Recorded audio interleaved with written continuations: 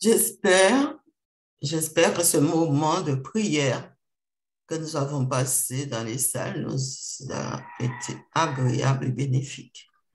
Pour continuer ce moment de reconsécration, j'espère que tout le monde est revenu. J'ai le privilège de vous présenter Maryse Rousseau. Maryse Rousseau qui se dévoue pour nous délivrer le message d'aujourd'hui. Maryse est mariée, elle est mère de 4 enfants et mamie de 5 petits-enfants. Elle aime être au service de son Dieu et partager la parole. Elle est active au sein de ce ministère 24/7 et elle fait de son mieux pour apporter son soutien. Comme Marie, Maryse aime se placer aux pieds de Jésus. C'est pourquoi au sein de son église locale, c'est elle qui a la charge du ministère de la prière. C'est aussi elle qui stimule la troupe en tant que responsable des activités missionnaires. Donc, bien active, Maryse veut nous parler ce matin de 2 chemins. Soyons donc à l'écoute et que le Saint-Esprit nous remplisse chacun individuellement de sa grâce. Maryse, je te laisse la parole. Oui, bonjour, je m'appelle effectivement Maryse et je suis heureuse ce matin de partager cette méditation avec vous, les 2 chemins. Prions. Seigneur, je t'en supplie de te servir de moi, de me guider, de me remplir de la puissance de ton Esprit Saint et que ta volonté se fasse, Seigneur mon Dieu, et que nous soyons édifiés en toi. Amen. Vous savez, au début de la création, Adam et Ève jouissaient d'une parfaite communion avec leur Dieu. La Bible nous révèle qu'ils descendaient et parcouraient le jardin pour rencontrer ses enfants. Et j'ose espérer, c'est un moment magique, un moment merveilleux de passer du temps au pied de Dieu. Que s'est-il passé? Dieu parcourt le jardin et appelle Adam et Ève. Ils ne sont pas au rendez-vous. Où êtes-vous? On s'est caché puisque nous sommes nus. On a eu peur. Voilà une brèche qui s'est ouverte. Et Adam et Ève sont passés par là. Et depuis, la souffrance s'est installée, la peur. Et toujours, nous avons envie de nous cacher. Mes frères et sœurs, Dieu prend sa responsabilité en tant que créateur. Dans Jérémie 21 et verset 8, il dit, « Tu diras à ce peuple, ainsi parle l'Éternel. Voici, je mets devant vous le chemin de la vie et le chemin de la mort. » Dieu prend sa responsabilité puisqu'il ne dit pas à Adam et Ève, « Vous avez choisi le chemin de la mort. » Mais il dit, « Je mets ces 2 chemins devant vous, le chemin de la vie et le chemin de la mort. » Et il nous demande de faire le bon choix. Jean 14 et verset 6 nous dit, Jésus dit, « Je suis moi le chemin, la vérité et la vie. Nul ne vient au Père que par moi. » Voici le chemin initial, le chemin qui est Jésus-Christ. Jésus nous appelle, frères et sœurs, à retourner à lui et de marcher dans l'obéissance. La servante du Seigneur nous dit ainsi, « J'eus une vision qui concernait l'Église en général. La gloire et la majesté de Dieu passèrent devant moi. L'ange dit, « La majesté de Dieu est redoutable. Et vous, ne vous en rendez-vous pas compte? Redoutable est la colère de Dieu. Et cependant, vous péchez journellement contre lui. Et nous invite et dit ainsi, efforcez-vous d'entrer par la porte étroite, car large est la porte, spacieux est le chemin qui mène à la perdition. Il y a beaucoup qui entrent par là, mais étroite est la porte, resserrez le chemin qui mène à la vie. Il y en a peu qui le trouvent. Ces deux voies sont bien distinctes et conduisent dans des directions opposées. L'une mène à la vie éternelle et on nous dit, cette voie étroite est sinueuse, raboteuse. Elle est jonchée de dangers. Mais cependant, Dieu nous invite de passer par cette porte. Elle est étroite, mais au bout, nous avons la victoire. Et je me rappelle, il y a peut-être, il y a quelques années, ça remonte à quelques années, où avec un groupe de personnes, on a décidé d'aller escalader la vieille femme qu'on dit la soufrière, 1467 mètres d'altitude. Et moi, j'étais dans ce groupe-là et je voulais absolument y aller. Au début, j'étais contente, heureuse, enfin, je vais escalader cette ascension.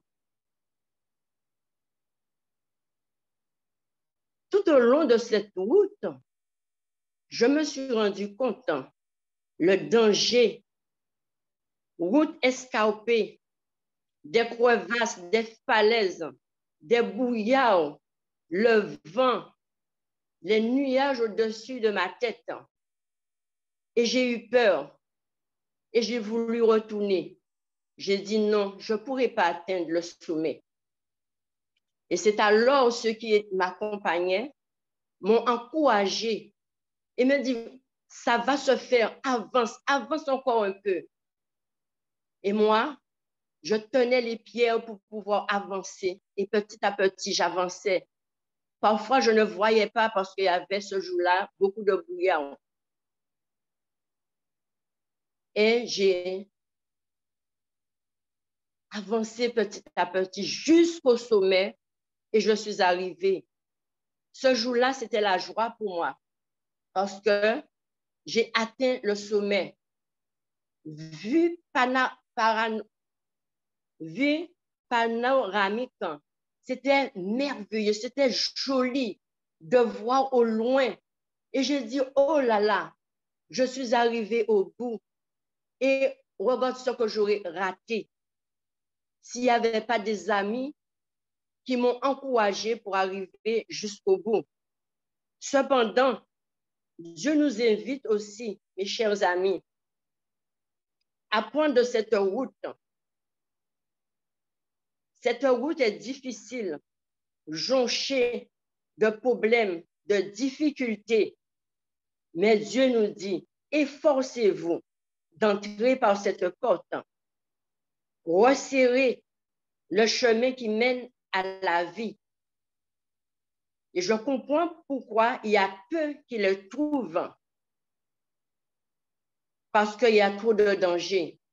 Cependant, ces deux voies sont bien distinctes et conduisent dans des directions opposées. L'une mène à la vie éternelle, l'autre à la mort éternelle. Je vis la différence entre elles et entre ceux qui l'empruntent. La première est étroite et raboteuse. L'autre est spacieuse, large, unie. Ceux qui s'engagent dans ces chemins diffèrent par leur caractère, leur vie, leurs vêtements, leurs propos. Ceux qui cheminent par la route étroite s'entretiennent de la joie et du bonheur qu'ils éprouveront à la fin du voyage. Si leurs visages sont souvent tristes, ils rayonnent souvent aussi d'une joie sainte. Ils ne s'habillent, ne parlent et n'agissent comme ceux qui sont sur l'autre voie. Un modèle leur a été donné. Ce modèle, cet homme de douleur, habitué à la souffrance, a ouvert cette route et l'a parcourue jusqu'au bout. Cette route était difficile, mais Jésus a avancé. Il a été méprisé. Quand nous contemplons la croix, son agonie, ses crachats, ses coups de fouet, il a passé par toutes ces difficultés pour pouvoir nous racheter. C'est un réconfort et un encouragement pour ceux qui viennent après lui de voir la trace de ses pieds. En la suivant, ils marcheront sûrement comme lui-même a marché. N'ayons pas peur, mes chers amis. Avançons les yeux fixés sur Jésus, sans regarder en arrière. Jésus, notre Sauveur, revient. Il dit qu'il est le chemin, la vie et la vérité. Nul ne parvient au Père sans passer par lui. Nous savons, nous allons atteindre le but si nous empruntons les pas de notre Seigneur Jésus-Christ. Que Dieu vous bénisse, vous garde et surtout que vous ne regardez pas en arrière. La victoire est assurée parce que Jésus-Christ l'a remportée pour nous à la croix du Calvaire. Et il achemine chaque jour avec nous. Quelles que soient les situations que vous vivez aujourd'hui, sachez que Jésus-Christ est là avec vous. Et vous allez arriver jusqu'au bout. Et vous allez avoir la joie et la félicité de vivre une vie d'éternité avec notre Seigneur Jésus-Christ. Donc, contemplez Dieu et avançons. Voilà, c'est le message que je voulais vous délivrer ce matin. Et j'espère que ce message nous a fait du bien. Et avec la grâce de Dieu, nous arriverons jusqu'au bout. Que Dieu vous bénisse. Amen. Amen. Merci. Merci, Amen. Maryse, pour ton intervention. Amen. J'espère nous a rappelé combien Amen. le Seigneur souhaite nous garder tout près de lui. Même quand le chemin est parsemé d'embûches, chers amis, restons donc sous la grâce de Dieu. Il nous promet d'être avec nous tous les jours. Marie, tu veux nous faire la prière finale, s'il te plaît? Oui. Seigneur grand et miséricordieux, nous te remercions pour un tel amour que tu as pour l'humanité, Seigneur. Tu as mis le comble à ton amour. Tu aimes l'humanité. Seigneur, aide-nous à poursuivre notre route, quelles que soient les embûches, les problèmes, les difficultés de la vie. Mais aide-nous à mettre nos pieds dans les empreintes de tes pas, Seigneur, et pour arriver jusqu'au bout.